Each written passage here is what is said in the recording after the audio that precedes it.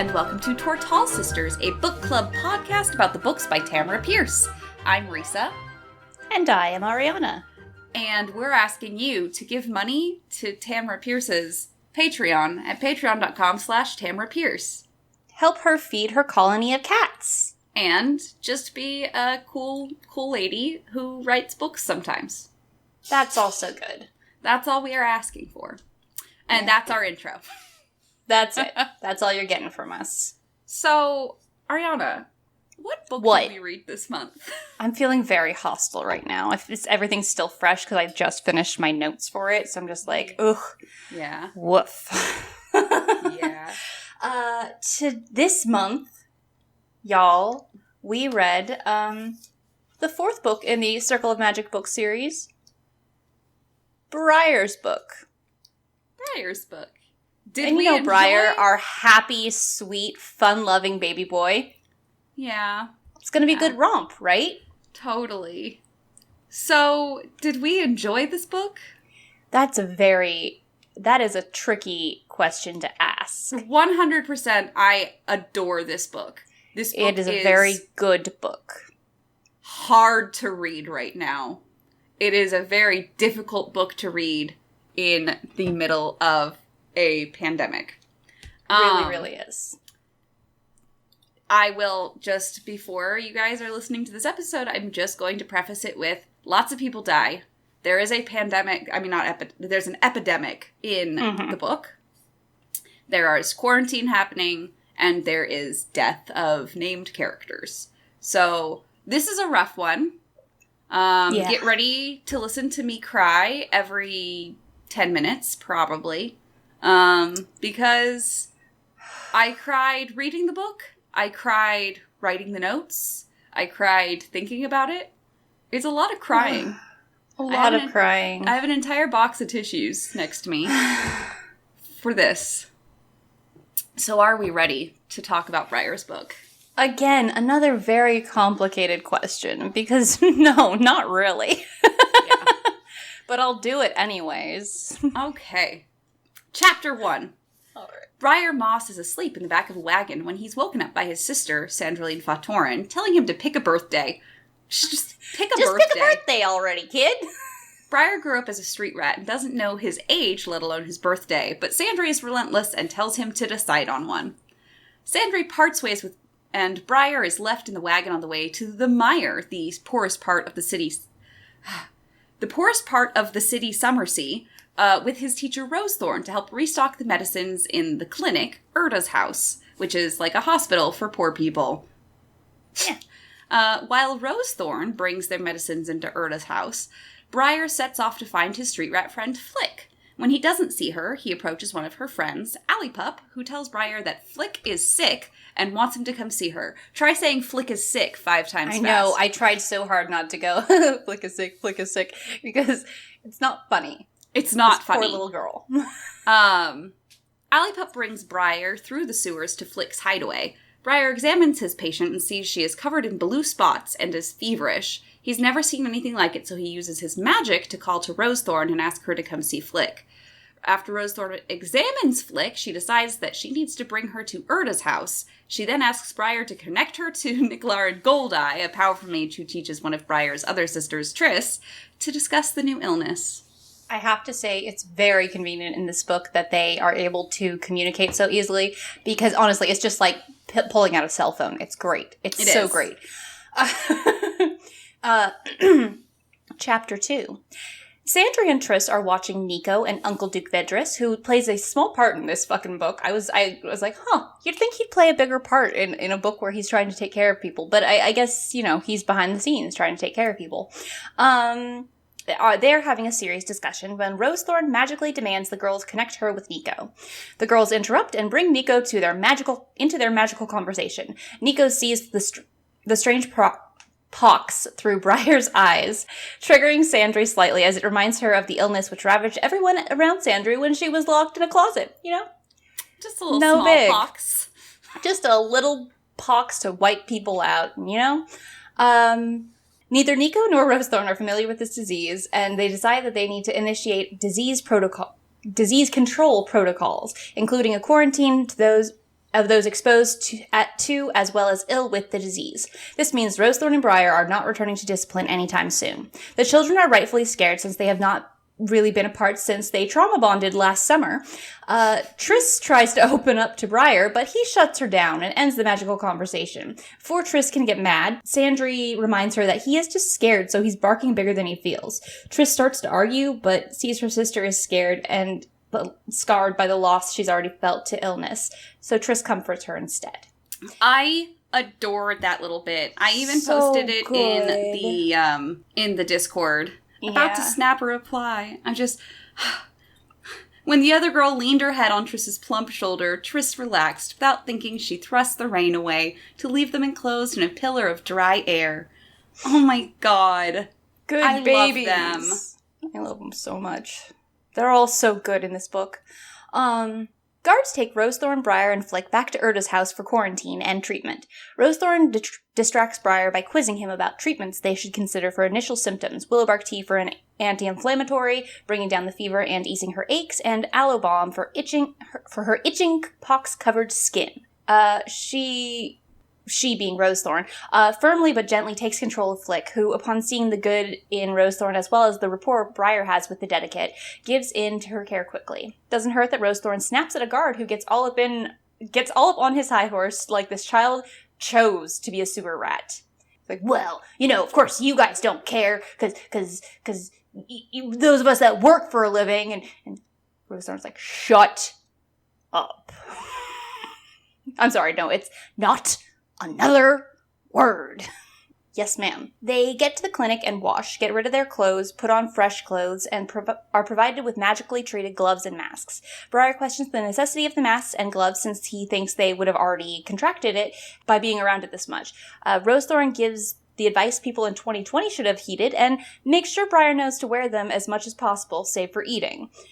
When Nico gets there, Rosethorn is furious and accuses him of knowing this was coming and not telling them. He reminds her of the many visions with which his mind is often flooded, and that a lot of those don't even come to pass. Basically, he knew something was coming, but there was no way he could have predicted this exact thing. There's a lot of people being like, you didn't do enough in this book. There's a lot of, excuse me. No. Rosethorn outright states that this is a completely new disease on which they need to be working to produce a cure immediately. Nico tells her to slow her roll and reminds her about quarantine procedures, which pisses her off because she wrote the damn procedures, apparently. I also like that this one definitely shows to the children who their teachers are in the eyes of the world, really. Yeah. Briar can see in her snapping that Rosethorn is scared, and that terrifies him. Triss and Sandry arrive home and are greeted by Daja, Lark, and the now huge dog, Little Bear. He a big doggy now. But still very obedient. He's a good boy. The two arrive having to tell them that there is a new sickness spreading, and Briar and Rosethorn will not be home tonight. Lark calmly reminds them that this is the kind of thing people like Briar and Rosethorn study for, and that Rosethorn and Crane have dealt with this kind of thing before. Triss snaps that they shouldn't have gone into the sewers because, quote, everyone knows poor breed disease.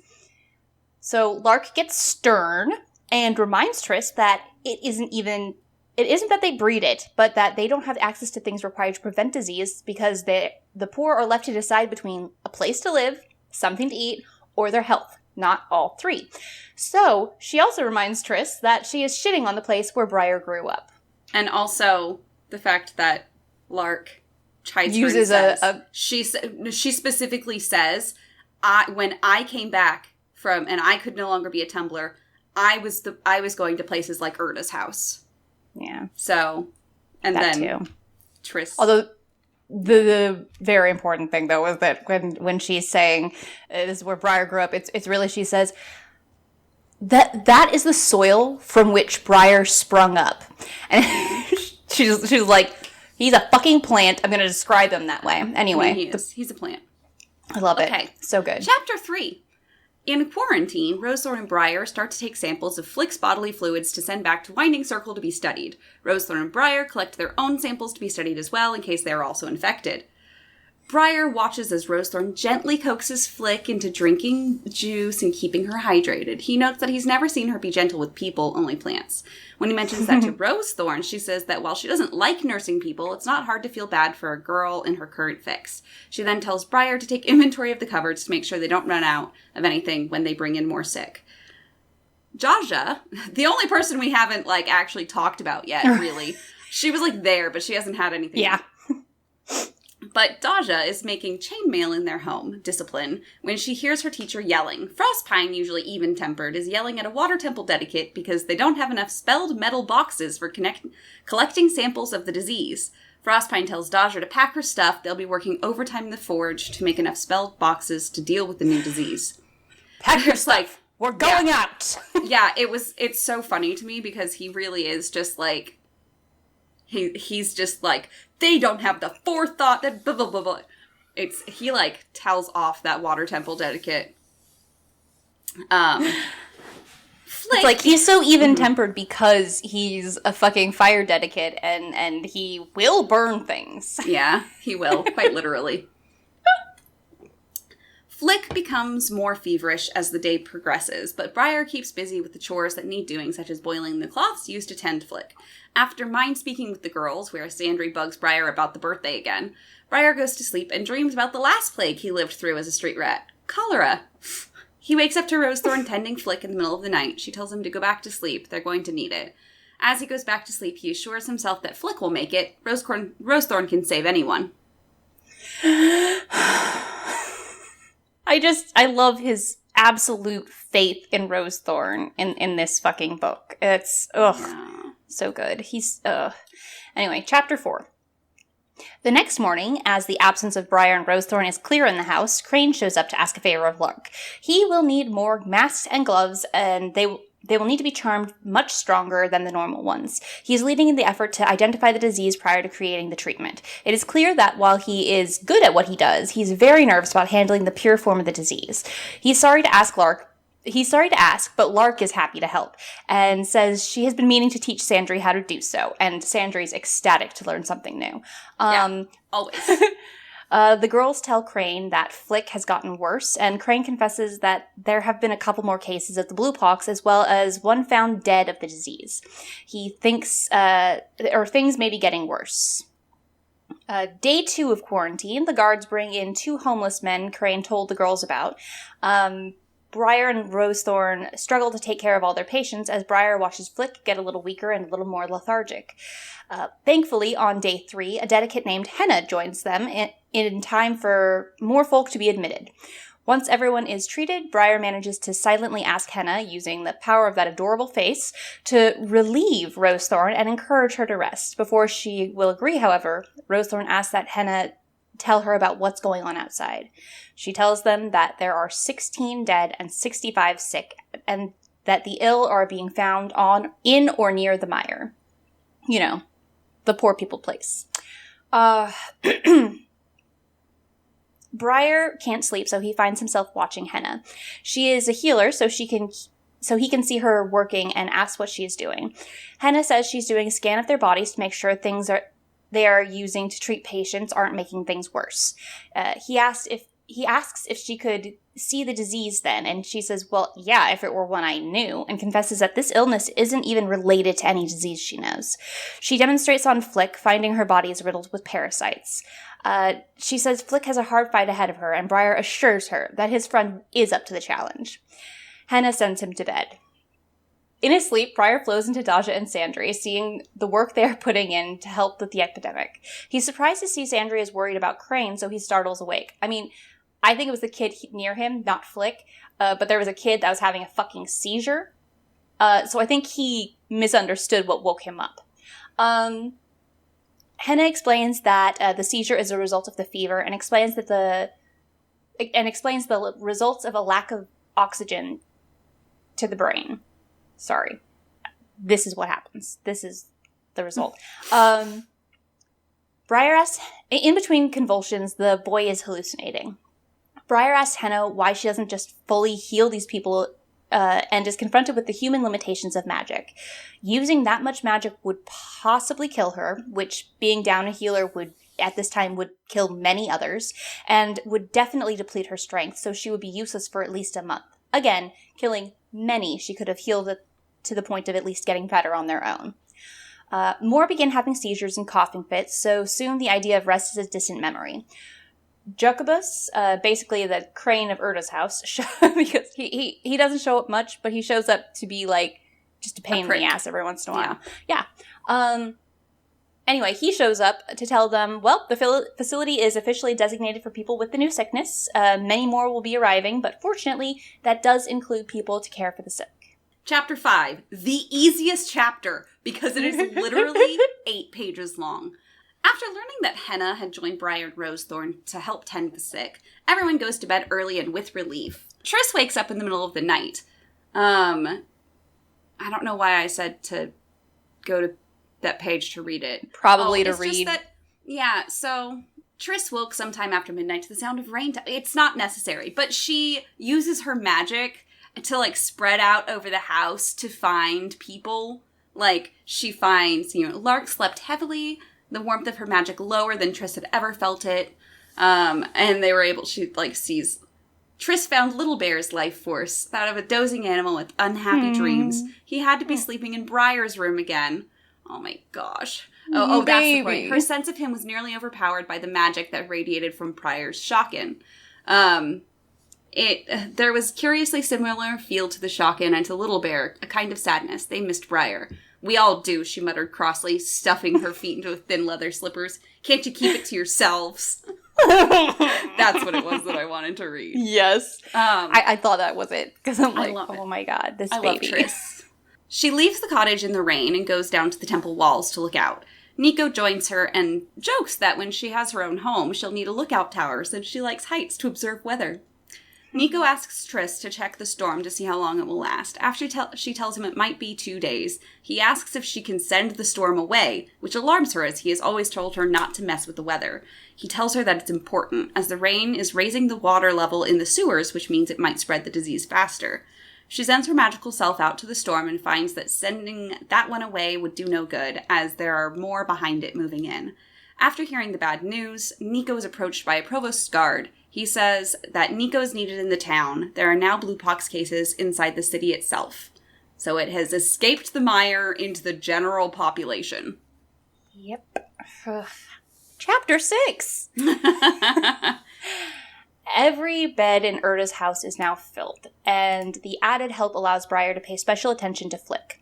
He soon realizes that the pox on the girl's skin are shrinking, the pox marks. Elated that his friend is getting better, he brings Rosethorn over to confirm. She agrees it is an encouraging sign, but that Flick still has a fever, which is more dangerous than the pox were. She says he has to leave Flick and come with her to do something. He complains that the adults don't care about the people they're taking care of, and Rosethorn points out some do, some don't. Some just do it because to just take care of people to be fashionable, and some just saw so much that their hearts broke, an idea which Briar had never considered. He's like, wait, I can just not stop caring about something because I've seen too much of it? Holy crap. Compassion fatigue. Just fucking wait, Briar. Yeah. You poor baby. You're gonna go through some times.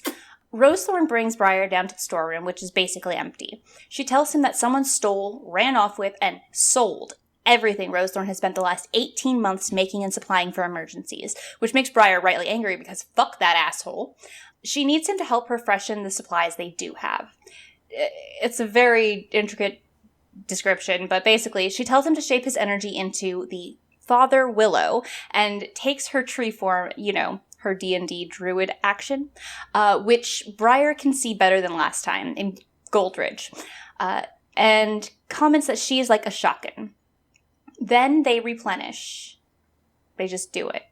Anyway, Briar is nearly seduced by the peaceful and meaningful life of just being a tree forever, but luckily his love of food is stronger, so he comes to and realizes that they have been left some good food to replenish themselves. As they eat, Briar asks when Rosethorn's birthday is, and she tells him it's Long Night, winter solstice. They both laugh at the irony of a plant mage being born on the day with the shortest window of sun. She confesses she celebrates on midsummer, summer solstice instead. She asks if that means he still hasn't picked a birthday, which is cute because it shows how much he tells Rosethorn, and tells him that she won't be helpful because the gods had her birthday be just a joke. I feel that. As they work on the rest of the supplies, Briar sleeps for a bit and awakens when he feels Rosethorn is gone. Did I say as they were on supplies or after? After. Let's hope I said after. You said after. He finds her crying weakly on her own. This is my favorite bit, just so we're clear. He immediately thinks she's upset about the medicine being stolen, and so he offers to find and punish the person who did it, saying he will pickle their pickpocketing fingers. And my sweet boy, he's just holding her as tight as he can and just being like, I will make this better for you, Mom. Yeah. No, she tells him she's just run down and refers to being, quote, stuck in this mast, while just referring to where they are physically. And her coloring makes her look like a plant that had been left in the shadow of a tree. But she laughs when he thinks she needs sun. But he realizes he is close. Briar reaches out to Triss and asks her to bring every plant from Rosethorn's workroom as well as Briar's shotgun to Erda's house. His delivery shows up and the guy bringing it in treats Briar like a street rat. He's like, oh, get your grubby hands off this. Blah, blah, blah. But another guard tells him that Briar is, quote, Rosethorn's boy. And my heart crumbles like feta cheese. He sets the plants up around his teacher, and she awakens to a circle of living things. He can see color coming into her cheeks even before she wakes up and realizes that he was right. All I can think of is the moss in the jails was the only thing that kept Roach alive. And it just kills me. So, anyway, I'm fine. Rosethorn decides to... Don't lie. Oh, God. Rosethorn decides to, quote, share the wealth, and so they spread the plants out through Erda's house for the patients. In doing so, Briar figures out that there are at least 500 sick with this new illness. He knows they can't all be from the mire. As Rosethorn explains that it spread to the East District as well, she is corrected by Nico. She's not corrected by Nico. Why is it? Whatever. Anyway, she is corrected by Nico. He says there is no more quarantine because it has officially spread to the richest districts, and as Briar thinks, if they have it, then everyone has it. Briar thinks they can go home, but receives a unanimous no from the adults. The illness hasn't breached the walls of Winding Circle, and they can't risk bringing it in. Briar points out that Nico gets to go back and storms off because, well, he's a child being kept away from his home and family. So, he's allowed. This is a chapter. This is a chapter. Okay. After spending all their time making sample boxes, Frostpine informs Daja and his apprentice Kirel that they are done for now, and Daja can go back to Discipline to rest. As they're leaving the forge, they see a wagon of people on their way out of the temple. When Frostpine asks where they're going, they tell the group that they're off to set up a hospital camp in the city, as well as a pit to burn the bodies of the victims of the pox. Daja tries to check on Briar, and he cuts off their contact. After he sees that Sandry and Lark's power are in the new gloves and masks that are brought, he contacts Daja to apologize. After he informs her of the current state of the disease, he tells her to go rest. It's a really cute little thing. It really is. Yeah. Briar finds that his bed has been filled by a patient, so he brings his shotgun to Flick's area and settles in to help her. He finds that several patients are now missing. A healer tells him that they've died. The healer also tells Briar that Flick's fever has gotten worse and that Briar won't be able to give her enough water to make a difference. But Briar disagrees. Yes. Flick starts hallucinating and Briar fights her to get her to drink more fluids. Quote, Briar learned more about Flick's early life than he ever wanted to. He wished tiredly that he could find the monstrous mother who figured so vividly in his friend's cries. I hate it. When Flick refuses more liquids, Briar also helps nurse the people around them. After midnight, Flick starts having seizures. After her seizures stop, Briar asks the healer who helped her if he could send his power in and help people like the healer did. The healer says probably not, but Briar is determined to try anyway. Rosethorn finds him trying and tells him that it won't work. Flick isn't a plant. The healer can no longer help Flick, so Briar sits determined at her side, talking softly.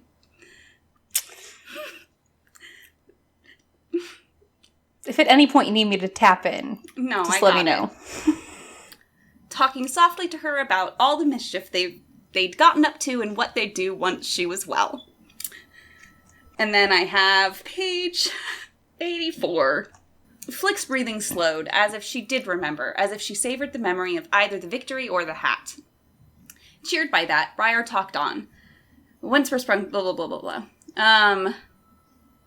He was breathing along with Flick, though he didn't realize it at first. Her body clawed for air like a wearied fisherman hauling in nets a handful at a time.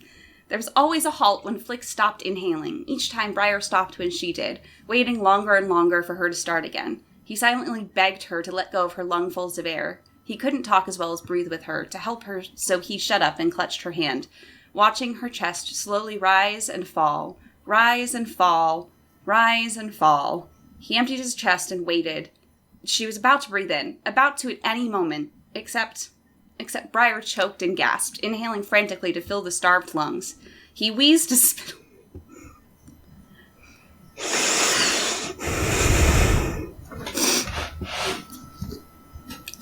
She'd lost so much weight. A skeleton with skin, he thought, taking her hand again. When she got better, he would try to talk winding circle into taking her. Someone fumbled with his hands, but he wouldn't let go of her. After a time, they went away. Briar sat, thinking of the mischief they would find once Flick was on her feet.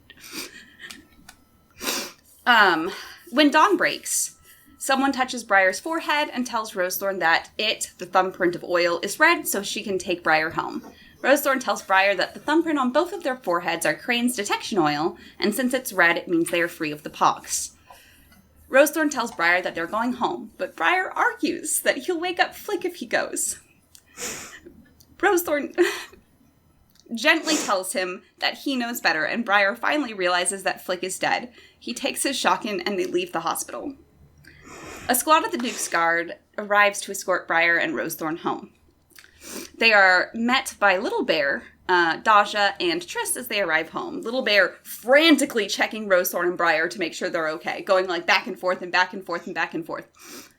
Daja stopped by Rosethorn, looking up at her. After a moment, she smiled carefully, as if she were unsure Rosethorn would like it. Briar saw his teacher reach down and wrap her fingers around the traitor's dark hand, where she clutched her staff. Daja's smile broadened, and Rosethorn let go. I love it. And then I said 88 and 89, I can't summarize these. Right. Sandry closed the distance between them at a run. Colliding with him, she wrapped her arms tightly around his neck. "You dreadful boy," she cried. "Don't you ever do that again." He patted her awkwardly and growled, "You're making my shirt wet crying on it." It's so cute. Rosethorn had dismounted. Now she stood ankle-deep in mud, arms wrapped tight around Lark, her face buried in Lark's shoulder, as the other woman held her. She didn't seem to be crying. She just hung on to her friend for all she was worth. Friend. Her gal pal, you know? Her friend, you know? It's, like, literally in the last book, she got away with Lark calling Rosethorn love, but in this one, we have to just, like, read between the lines. She calls her love in this one, too. Does she? Okay. Yeah, I know that there were a couple times where it was like, her friend. And I'm like, yeah. Sandry goes, "But you're all right now," Sandry announced. You're both home and safe, and we're going to be fine." "The epidemic is far from over," cautioned Lark. "We still have work." "But we're where we should be. That's the important thing," Sandry replied cheerfully. "We're all home." Yeah. Okay. All she needs is to know where all of her people are so that she can be okay. Yeah. These poor broken children. I hate that they have to keep going through shit. Chapter 8. Everyone goes back to sleep but Triss, because she is the only one who hasn't been worked to exhaustion, and she's feeling guilty for it. I feel ya. Rather than feel useless, she goes to the hub to pick up food and to feed the entire cottage. On her way back, she is joined by Crane. There's a newfound understanding and respect between the two, as she understands it is good for her to let Crane carry a basket for her because it makes him feel useful. She says, work is good for Crane. Triss returns with Crane to find everyone is mostly awake. I feel like Rosethorn is still half asleep and Sandry is kind of a zombie baby. And Rosethorn and Crane immediately turn nasty. Lark tells them to knock it off, and Crane asks Rosethorn to help him with the cure. Briar, terrified of how weak his teacher seems, tells Crane to, quote, get one of them great mages. The man is dumbfounded that he has to tell the child Rosethorn is a great mage, as are all of the teachers. Daja isn't surprised when Crane points out that the only other mage who can do the things Frostpine can is Daja, indicating all four are probably going to be great mages. Good for them. Good babies. Yeah. I mean, we already know that, but... We know that, but they didn't actually know that. Because part of their training is keeping things from them. Yeah. Which I understand their logic in it, but at the same time, it's like, guys, you're lucky this doesn't backfire immediately. Yeah. Crane pleads with Rosethorn because he has made no progress with the cure. She is like, oh, come on, you found a way to detect it. Of course, you're halfway there. And he's like, it's news to me if I am. I need you. I need you to come be helping with me. Rosethorn agrees, but tells him Briar will help her because she wants him to continue to try his hand at treating illness from the ground up. Crane tries to object, partly alluding to Briar stealing something from his greenhouse, which... to be fair, he has done. It's not just because he's a thief. He legit has stolen things from. The one thing. It was just his prize. It was just a magic tree. Just a magic tree. Just the magic tree, Ariana. God. Rosethorn tells him that Briar has the steadiest hands, is thorough, and does what he's told. High fucking praise from the thorny rose. Mm-hmm.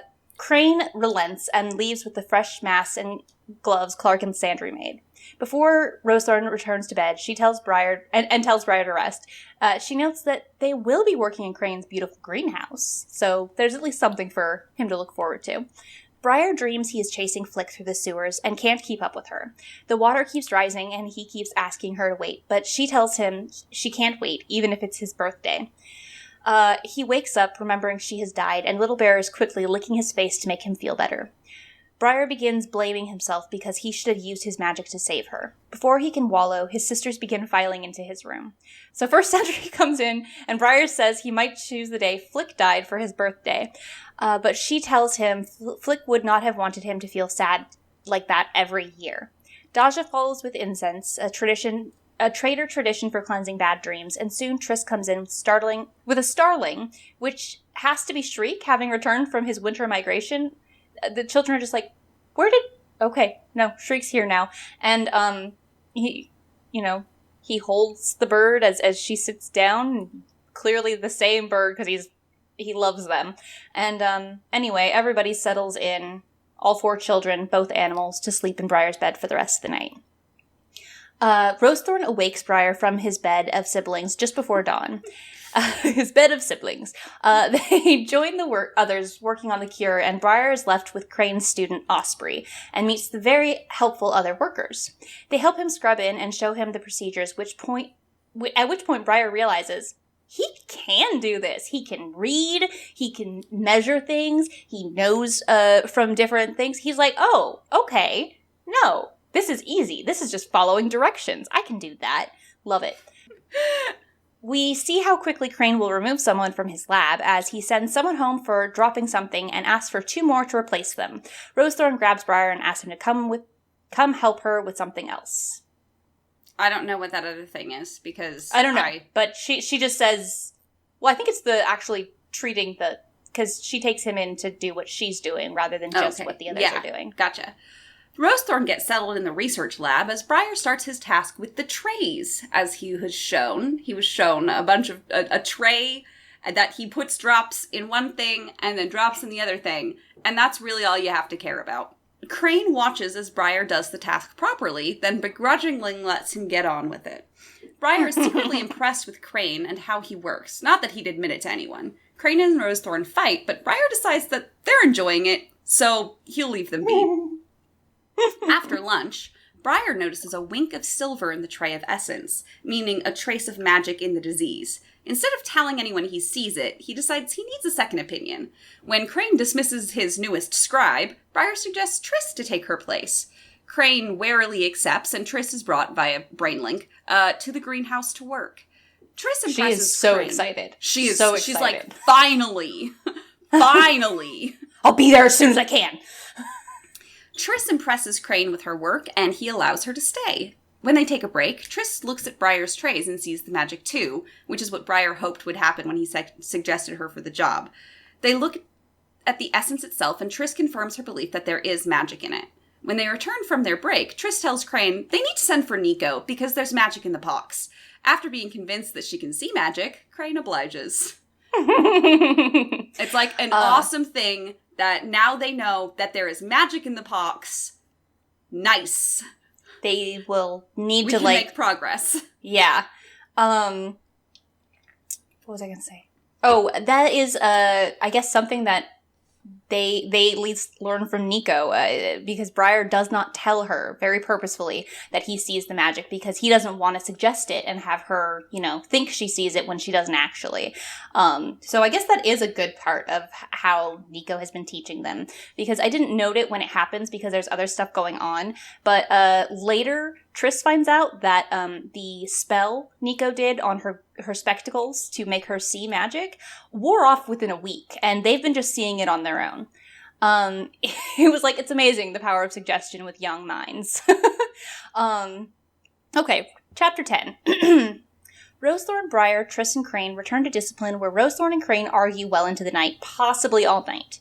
The kids wake in the morning, and Nico immediately tells Triss she will be coming with him into the sewers. And Crane's like, no, I need her to assist me. And Nico's like, well, I'm her dad.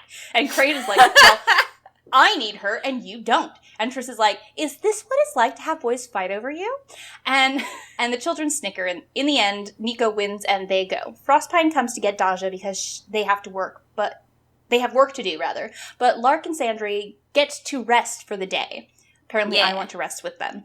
On the way to the greenhouse, Rosethorn, Briar, and Crane run into someone who informs them the disease has come to the Temple City. One of the sick is Dedicate Henna. This is a blow to Briar, but they have to continue forward.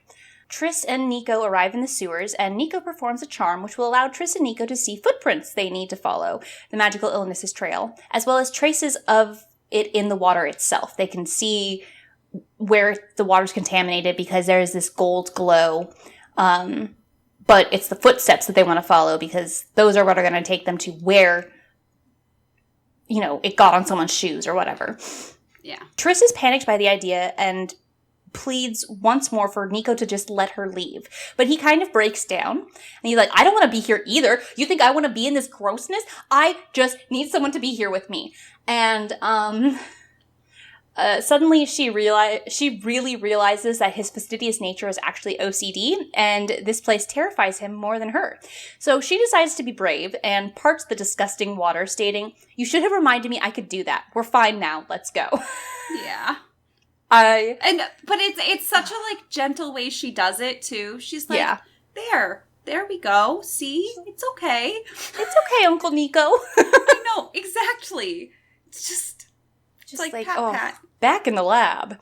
I'm going to now refer to it as the lab just because it's way easier than saying the greenhouse where they're doing the experiments. Okay. Yeah, I just refer to it as the research lab in the lab. Back in the lab. Everyone is clearly tired and not working at their best level. Briar sees Rosethorn colliding with one of the workers, holding the live, distilled version of the sickness. The liquid sloshes but appears to only get on Rosethorn's glove. Of course, Briar gets super mad at the person who risked the most important being in his fucking life, but Rosethorn says she's fine. Not that it matters, because Crane agrees with Briar and says, leave. And that person's like, yep, yeah, I'm done. I'm out. Triss and Nico follow the footsteps to a ladder, which leads them to the East District, the other poor part of town where the disease spread after the mire. The streets are lined with the bodies of those who have died from the disease. Nico anoints their eyes again, this time tracing the magical source, not the illness. They follow it to a locked door. It is at this point we learn that Briar, in exchange for Triss teaching him to read, taught her to pick locks. Cute. It's so cute. It's so cute. And Nico is so proud of them. He is so happy. Anyway, she gets Briar on the line in case she needs help, but she figures it out quickly. And it really goes to show that, I'm sorry, but Tammy does not know how picking locks works. No, she doesn't. She's like, she only needed 3 picks. It's like, that's not how it works. That's not how any of this works. What do you think lock picking involves? Do you think you just stick picks in the lock? You just stick them in? You activate the lock on your controller, and then you start, kind of easing the controls around until you feel a buzz, and then you stop because you got to adjust it. Yeah. In case nobody knows, I am describing Skyrim mechanics. Anyway. They quickly find the mage dead from her own case of the pox, but Nico wants to find the mage's journal so they can figure out what was done. Nico cast the replay spell we saw him use on Bit Island after the explosion, which is why he claimed he needed Triss, because he needs to borrow her power. They see a woman experimenting with her potions on some bacon. When she realizes she doesn't have the coin to properly dispose of magical materials, she just combines all of the potions together and dumps them in the street. Nico is incensed that it was all because she couldn't spare the money. A strange woman appears and reminds him that the woman was poor and just sold lackluster potions to those who couldn't afford better. Once more, capitalism is the bad guy. Yeah. And does this mean that the magic on her the curse on her locks has gone? Does that mean there's no longer a curse? We can pick through her shit? This is very important, sir. Can you tell me? Yeah. So they take her journal and bring it to Rosethorn and Crane. Yep.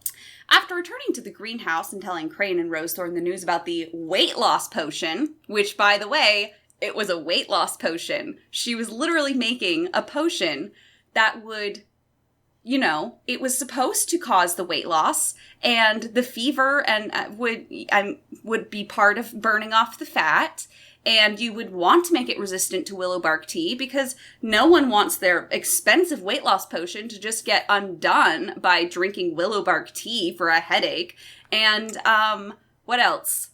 And then the blue pox was just a side effect. 3 days later, Briar drops a tray he's working on and expects Crane to explode, but he doesn't. He keeps Briar without so much as a snide remark. At the end of the day, Rosethorn finds the first key to the Z's by way of the dramatic glowing light. She tells everyone that she thinks they need 36 keys in all, so they needn't get excited about it.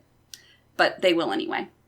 Oh, absolutely. Everybody keeps getting excited, and Crane's like, please, temper your expectations, people.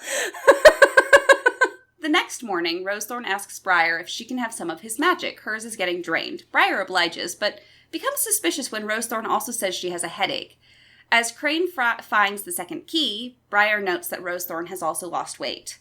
At lunchtime, the worst thing is confirmed. Rosethorn's diagnosis thumbprint has turned white. She has been infected by the pox. Her magic had kept the infection at bay, but once her magic drained, she saw the effects. When it's being arranged for Rosethorn to go home, Briar demands to go with her, but both Rosethorn and Crane insist that he stays and work. As Lark comes to bring Rosethorn home with a special permission slip from Moonstream. Moonstream, I need to get my wife, sign this. Yeah, pretty much. Yes, ma'am. All right, yeah, we're on it. Get me my quill. Yeah. Rosethorn finds the next key just as she's being taken home. Like, what a drama queen. She's like, oh, and I found your third key. That's just complete drama queen. Briar begrudgingly stays to work, despite wanting to leave with Rosethorn. Crane literally is like, I need you here. You have the steadiest hands of anyone in this temple, and blah, blah, blah. And he's like, whoa. Oh, shit. Crane asks Osprey, his student, if we hadn't already talked about her. We've talked about her, to take Rosethorn's place in the research lab. So that stuff is still getting done. Yeah. Chapter 12. Briar has to basically be dragged away from the lab work, where he is maniacally trying to figure out how to cure Rosethorn. He is reminded she isn't the only one in danger, and also that, with Rosethorn out, Crane is the only authority on the illness, and if he got sick or made a mistake from being tired... There's a lot of him... I feel like, okay, slight side note, but I feel like in this book, there's, like, a part of Briar's brain that's actually leftover Roach. Yeah. And, because he does a lot of yelling at himself. No, you didn't think about that, did you? Yeah. Oh, I think That's what I just, just like, said is actually Triss who says that, but anyway. Yeah. But I feel like that's in all of these books. The children all do this to an extent, being like, wait, let's back it on up. Let's address this thought I just had. Or better, oh no, I'm going to stop thinking that. Rosethorn is still working from her bed. She puts Briar's fears to rest, proving she still has the energy, and with the notes she is asking him to bring, even says she bets Crane will figure out a cure before she even gets spots. In the lab, Briar and Triss find out that one of the dedicates has died, but they don't learn until they return home that night that it was Henna. She wore herself out and didn't have enough magic left to fight it herself. She, apparently, somebody told them that Henna was seen continuing to try to heal people, even though she wasn't supposed to be. Yeah. Good woman. Rosethorn is now looking worse, and the children are scared. Briar has a dream that night about searching for her and being unable to find her. He wakes and goes for a walk in the house, but finds Triss having fallen asleep in front of the shrine, having fallen asleep praying, I presume. He covers her up, and the other girls come to join him. Lark sees them and says she will get beds for them set up in the next night. She's okay, like, I'm tired of finding you guys just lying on each other. Just, it's fine. Don't worry about it. I'll set up cots. It's fine. Very early the next morning, Crane makes a breakthrough. Like, he started working before his people even really got in. He was like, fuck it, I'm on this shit. Crane makes a breakthrough and replicates it, though he refuses to be as excited as Triss. When Briar reaches back out to Discipline to tell them that they are closer to a cure, he can tell something is wrong. He looks through his sister's eyes and sees Rosethorn is covered in blue spots. Daja calmly tells him Lark is getting a healer and to stop talking to them so he can work on the cure. She's like, nope, none of this, we're done.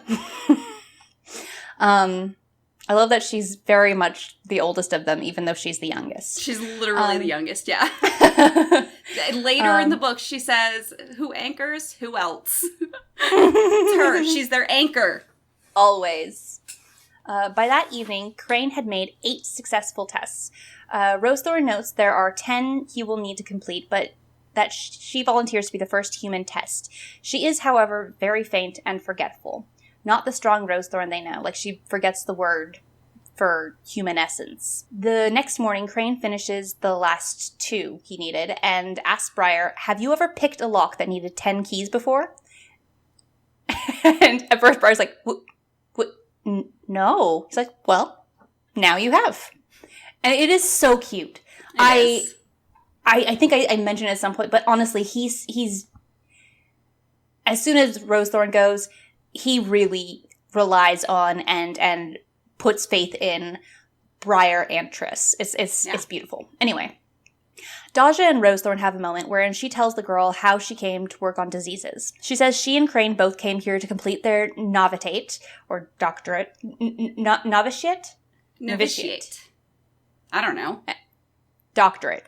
And were also sent to Lightbridge together for a few years. All of their advancements seem to have come from competing with one another. Rosethorn pauses, then asks Daja to, along with the other girls, look after her boy when she dies. She very specifically says, my boy, I need you girls to look after him. Knowing better than to argue, Daja promises they will forever. Rosethorn falls asleep and Daja tries hard not to cry.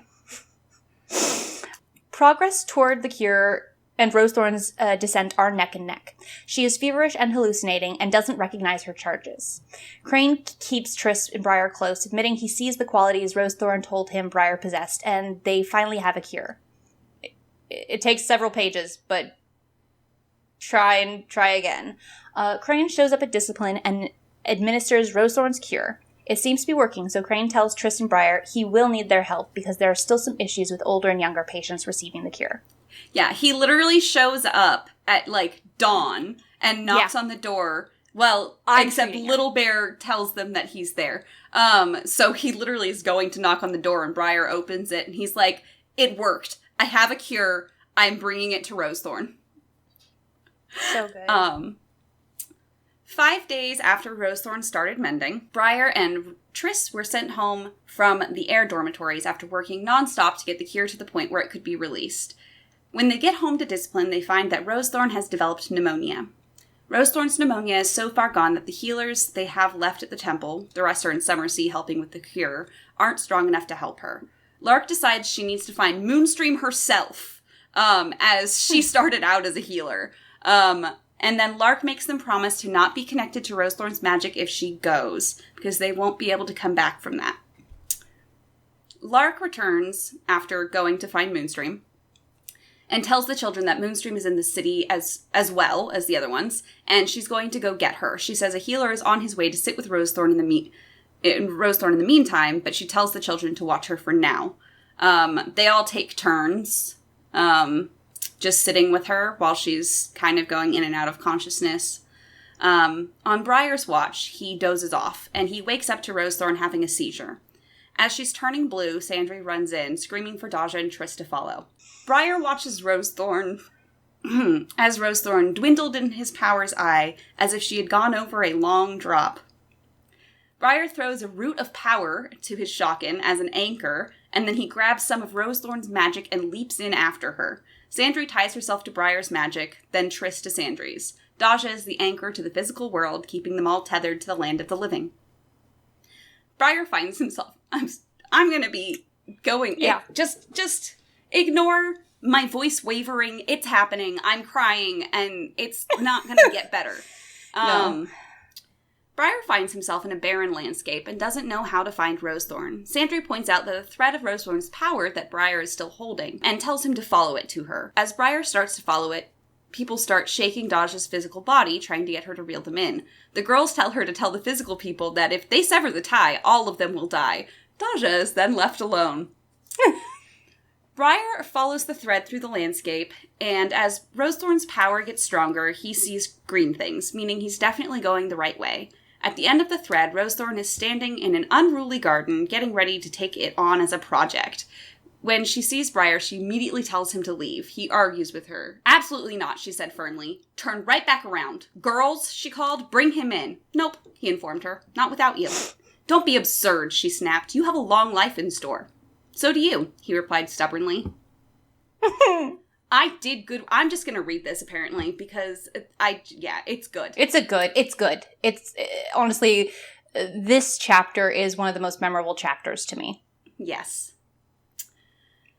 I did good work. I did important work, and now it's over. Perhaps I didn't want it this way and this soon, but you can see there's another lifetime's worth of labor here. She looked over her shoulder at the garden, which so clearly needed someone very good to look after it. Cleaned up properly, it would be magnificent. I don't care, Briar said flatly. We don't belong here. We belong with the girls and Little Bear and Nico and Frostpine, he added, seeing her flinch at each name, knowing it gave her pain to hear them. And not caring. She wanted to leave him. And yes, Crane, you'd be leaving him behind. What of Lark? Her most of all. Tell me that doesn't matter to you. Tell me that don't matter to you. Because when he gets emotional like this, he goes back into his street accent. Rosethorn looked down, her mouth working. Come home, whispered Briar. She came over and hugged him fiercely, then let him go. Briar trembled. She looked sullen enough, but she felt transparent. If a whisper had a body, that's what he'd embraced. I'm tired, she told him softly. Tired to the bone. I want to rest. Rest at home, he repeated stubbornly. Briar, it's my time, and it isn't yours. Go back to the girls. You'll break their hearts if you get lost here. She turns to pick up a basket and shears he hadn't seen in the grass before that moment. You're breaking my heart, he said quietly. She straightened her back to him. I can't go back, she said patiently. It will hurt. Excuse me for thinking it's worth it to pick up a few ouches, he cried. She was not coming back for any street rat. Briar had playmates to look after him. Briar didn't need a great plant mage who kept his heart in her pocket. Excuse me for thinking maybe you liked me enough to want to come home. I like you, little boy, she said gruffly. I love you, and I am dead, and that's that.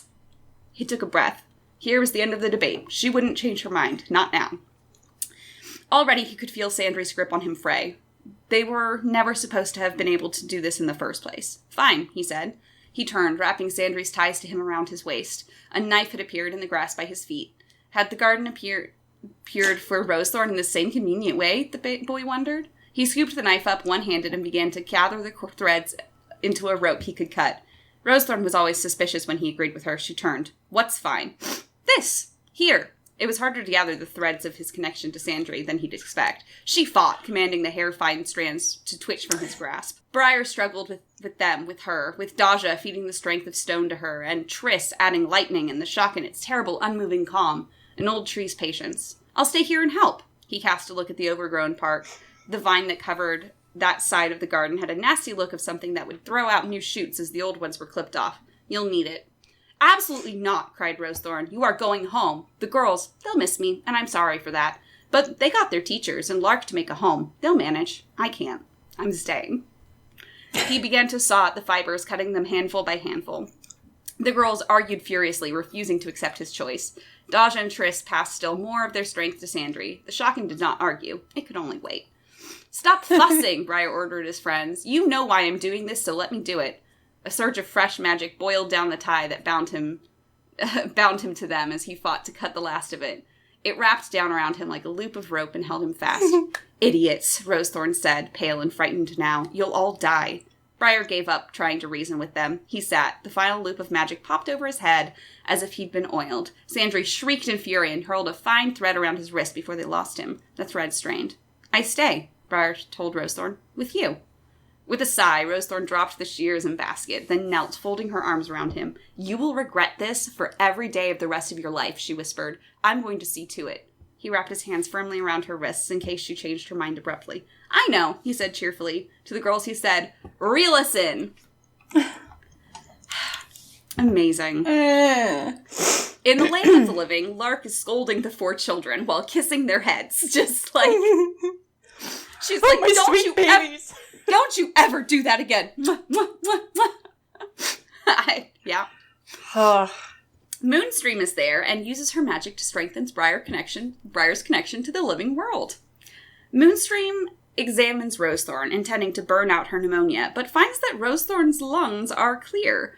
Rosethorn tries to speak but can't. She grabs Briar's arm and mind speaks to him to remind him that she choked, which Briar passes on to Moonstream. Moonstream looks into Rosethorn again and finds that a small part of her brain did die during the time she was dead, but only the part related to speech. The Dedicate assures Briar that Rosethorn can relearn to speak. She also tells the children to never talk about the whole bringing someone back from the dead thing. She's literally like, I don't know what happened. I don't intend to know what happened. You guys are not going to talk about this. This did not happen. This is a big no-no. We're not talking about it ever again. 2 months later, the children are lazing about on the roof together, enjoying the sun. As Nico joins them, Sandry tells them all that it's been 1 year to the day since the 4 of them came to live in this cottage. Nico surveyed each of them. Things didn't turn out as I expected either, he admitted. What did you expect? Sandry asked, curious. Nico's smile was wry. I expected to pick up some young mages, find them teachers, and go on my way. I never thought to endure earthquakes, pirates, forest fires, and plagues with them, or to be forced to revise my knowledge of how magic is shaped. I'd forgotten that there is never a point at which we stop learning, or needing to learn. You remind me of that every day, whether I wish such a reminder or not. Sandra reached over to pat his hand. You're doing very well, she said in her most larkish manner. As the rest hour ends, the girls run off to do their own things, and Briar decides on a birthday for himself. The day that Rosethorn first called him to work in her garden. Just as she is calling him now. The end. The end. Yeah, so that was the book. Yeah. It's good. It's really good. It is so well written. Yeah. It is heartbreaking. But it is memorable. So much of this, I can just relate to people, just what happens, because it is just so memorable when you read it. Just... It really is. So, what did we like? What did we not like? I didn't like the sickness and people dying. Yeah, just those things. Uh-huh. Just those things. Honestly, I really love this book, how it's written, and how I love that Crane gets to be a person Yeah. instead of just a like cutout, sneering at them from his musty fuddy-duddy. Yeah. Like the girls dealing with him day in and day out, they see who he really is, and they're like, okay, no, you're all right. And then even Little Bear doesn't like him, but basically gives him a begrudging respect when he's like, oh, sees Crane's there. Nope, heads back in. Yeah. I'm not going to continue good. to bark at him, but I don't like him. Yeah. That's something I loved. Yeah. What is... I was about to say, what's a part that you really like your favorite bit? And then the entire book is just depressing. Like... It really is.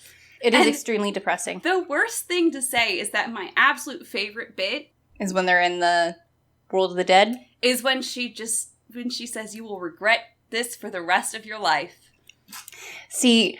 The part that, legitimately, the entire last page is what always sticks out to me. Like, always in my brain. The thing that I remember is her calling him to pull the weeds and him being like, oh, it's fine. We've got all summer. Or no, she says it's summertime. Who's picking the weeds? Yeah. It's so good. It's so good. It's really... That last scene is... It leaves a sense of nostalgia in me that's, so deeply sad. Because it's so... It puts you there in that lazy, sunny summer afternoon, and it just calls, Sorry, guys, I'm just gonna cry again. Yep. It just calls all of this to me to think about, all of the things that you fondly can look back on, because in a later book... This exact moment is where they all come to in someone's brain, basically. And it's that little snapshot of something that they all have that they don't realize they won't be able to go back to. And that is heartbreaking because just as you're getting older, that's just how it works. Everything is, you're going to do something for the last time, and it's heartbreaking. And it's good, and you should always keep moving and keep going. But you never realize something's the last time until later. Yeah. It's rough. It really is good. Some people might, linger on details, but, Tammy makes sure to, push through. She's like, look, these are the things that you're gonna have to notice. Yeah. Honestly, okay, actually, my favorite part is when, just writing-wise, when Flick dies. Yes, that's what I was gonna say before, and I knew that was gonna sound bad. But it reminds me of, you know how my favorite episode of Buffy is The Body? Yes. Yeah. This is, that bit is just... Sister. Okay, so, as I told Risa, when I was reading the book, I'm sitting there and I start sobbing and I'm just shaking. And Boyfriend Meister's like, "Oh, is it?" Because I warned him. I was like, "This is gonna suck. Where I'm going." It's.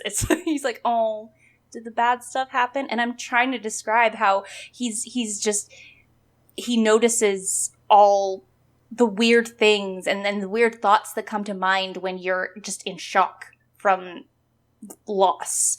And I was trying so hard to find the words to describe it, but I couldn't because I was sobbing. And I went, it's like The Body. You know the episode, The Body. He was like, "Oh, okay, I get it entirely. Yes." Yeah. It's just it's just that. But why can't Joyce have eggs? Why is she dead and her body's right there? Why can no one put her back in it? Yeah. Pretty much. Yay! Yeah. So that's that part. It is. It's just that, heart-wrenching. Just him just being like, "Oh, we're gonna do this and this and this and this." And just knowing,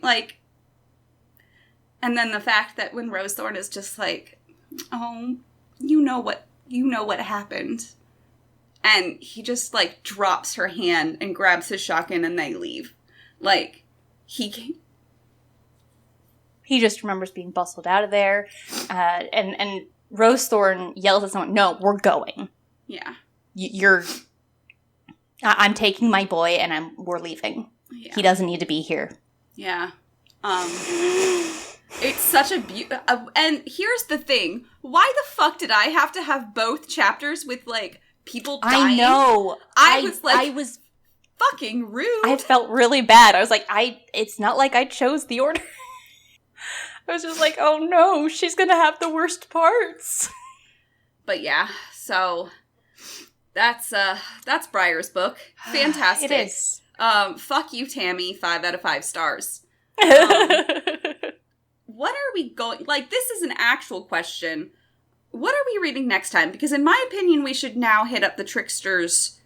this Trickster duology. You think now we should hit the Tricksters? Yes. Because then we can take that two-thing break. Otherwise, we'll burn through all of the Emmeline books in one go, almost. And I'd rather space them out because I love my babies. And once it's gone, it's gone. So, I was thinking we would do...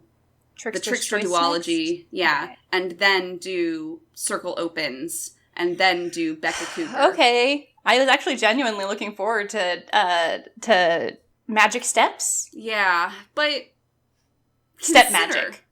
No, Magic Steps. You were right. It is Magic Steps. Okay. Yeah, it's Magic Steps and Street Magic. That's what you're thinking. Oh, that's why. And then okay, she was like, no, and the next one's Cold Fire. Cold Fire. What? She's like, Tammy. Yeah, and then Shattered Glass. And, it makes sense. They're just 2 words. That's what matters. Yeah. So, I kind of want to just hop into Trickster's Choice. Okay. We can do that. I do love Allie. She's good. So...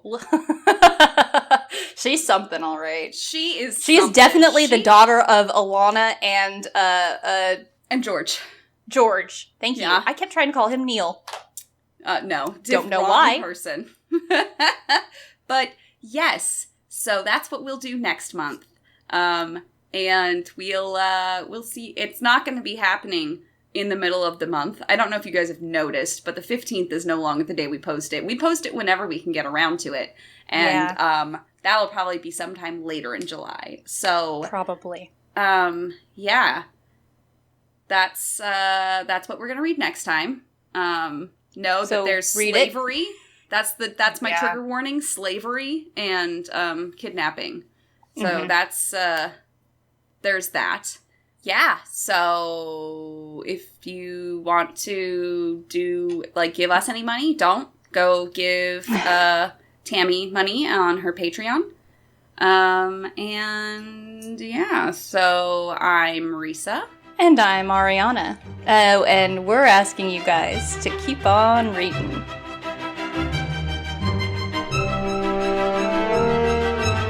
I almost said, and I'm depressed.